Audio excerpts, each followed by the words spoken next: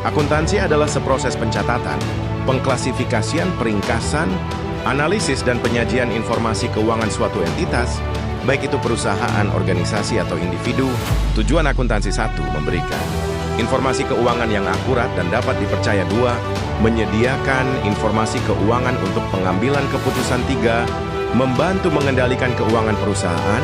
Fungsi akuntansi 1, pencatatan, mencatat semua transaksi keuangan yang terjadi. 2, pengklasifikasian, mengelompokkan transaksi keuangan ke dalam kategori yang sesuai. 3, peringkasan, menyusun informasi keuangan menjadi ringkasan yang mudah dipahami. 4, analisis, menganalisis informasi keuangan untuk mengetahui kinerja perusahaan.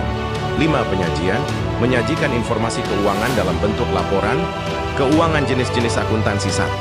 Akuntansi keuangan menyajikan laporan keuangan kepada pihak luar perusahaan. 2, akuntansi biaya, menghitung dan mengendalikan biaya produksi. 3, akuntansi manajemen, menyediakan informasi keuangan untuk manajemen dalam pengambilan keputusan. 4, akuntansi pemeriksaan, auditing, memastikan keandalan laporan keuangan.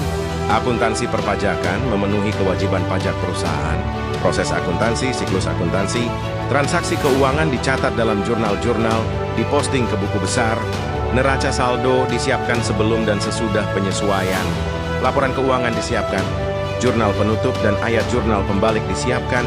Pentingnya akuntansi 1, akuntansi membantu perusahaan mengelola keuangan dengan lebih efektif. 2, laporan keuangan membantu pemangku kepentingan memahami kinerja keuangan perusahaan. 3, akuntansi menyediakan informasi yang relevan untuk pengambilan keputusan bisnis. Manfaat akuntansi 1, memberikan informasi keuangan yang akurat. 2, meningkatkan efisiensi operasional. 3, membantu pengambilan keputusan strategis. 4, memastikan kepatuhan terhadap peraturan. 5, menyediakan informasi bagi investor dan kreditor. Profesi akuntansi, yang dimaksud dengan profesi akuntan adalah semua bidang pekerjaan yang mempergunakan keahlian di bidang akuntansi. Secara garis besar, profesi akuntan dapat digolongkan sebagai berdasarkan news: akuntan publik. 2, akuntan internal. 3, akuntan pemerintah. 4, akuntan pendidik. Sistem akuntansi pada jenis-jenis perusahaan secara umum ada 3 jenis perusahaan berbadan hukum yang ada di Indonesia, yaitu 1, perusahaan perseorangan, Persero. 2, firma. 3, persekutuan komanditer, CV. 4, perseroan terbatas, PT. 5, koperasi. Siklus akuntansi, perjalanan data keuangan. Siklus akuntansi adalah serangkaian langkah sistematis yang dilakukan oleh akuntan untuk mencatat, mengklasifikasikan, meringkas, dan saya selalu pakai tahu, transaksi keuangan suatu bisnis selama periode waktu tertentu. Misalnya sebulan atau setahun. Intinya ini adalah proses bagaimana data mentah transaksi diubah menjadi informasi keuangan yang berguna. Bayangkan ini seperti sebuah roda yang terus berputar. Analisis transaksi. Ini adalah langkah pertama. Seperti saat kita mendengar ada kejadian di bisnis. Setiap kali ada uang masuk atau keluar, atau ada janji bayar, kita harus tahu ini transaksi apa dan memengaruhi akun apa. Misalnya, kas, piutang, utang, pendapatan, beban, pencatatan dalam jurnal umum.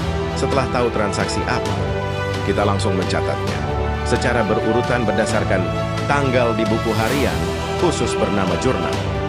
Di sini kita tentukan mana akun yang didebit dan mana yang dikredit dengan jumlah yang sama. Posting ke buku besar. Dari jurnal, data ini kemudian dipindahkan atau diposting ke buku besar.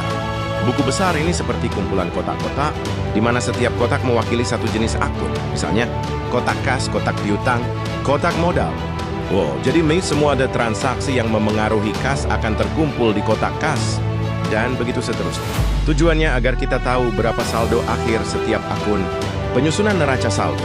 Di akhir periode, kita menjumlahkan semua saldo dari setiap kotak di buku besar. Hasilnya kita masukkan ke dalam daftar bernama neraca saldo. Tujuannya untuk memastikan total saldo debit sama dengan total saldo kredit. Jika tidak sama, berarti ada kesalahan ayat jurnal penyesuaian. Seringkali, ada beberapa hal yang belum pas di akhir periode. Misalnya, beban yang sudah terpakai tapi belum dicatat, atau pendapatan yang sudah didapat tapi belum diterima uangnya. Ayat jurnal penyesuaian ini dibuat untuk memperbaiki atau menyesuaikan akun-akun tersebut agar laporan keuangan jadi lebih akurat. Penyusunan neraca saldo. Setelah penyesuaian, kita buat lagi neraca saldo yang baru. kini dengan angka-angka yang sudah disesuaikan. Ini adalah daftar final saldo akun sebelum membuat laporan keuangan. Penyusunan laporan keuangan. Inilah hasil akhir dari semua proses pencatatan. Dari neraca saldo setelah penyesuaian, kita bisa menyusun 3 laporan keuangan dasar. Laporan laba rugi menunjukkan apakah bisnis untung atau rugi selama periode tersebut. Laporan posisi keuangan neraca menggambarkan harta, utang, dan modal bisnis pada akhir periode.